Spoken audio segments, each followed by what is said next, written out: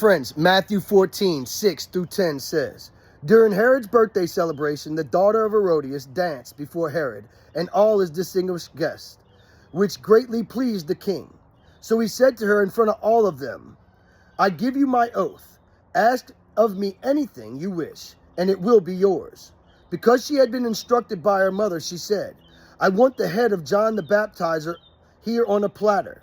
This grieved the king, but because of his oath in front of all of his guests, he had John beheaded in prison.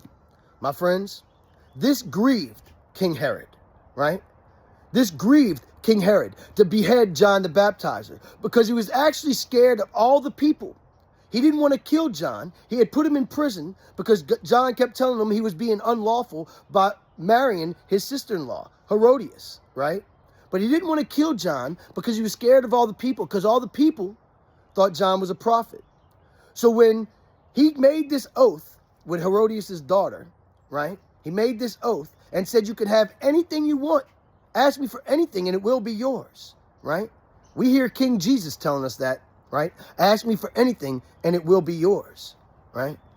But my friends, since King Herod made an oath, and even though the request of Herodias' daughter of John the Baptist's head on a platter, right, grieved the king, he had to do it.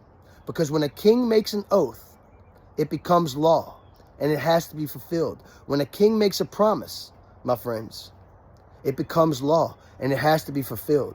So no matter how much it grieved the king, it grieved King Herod, right?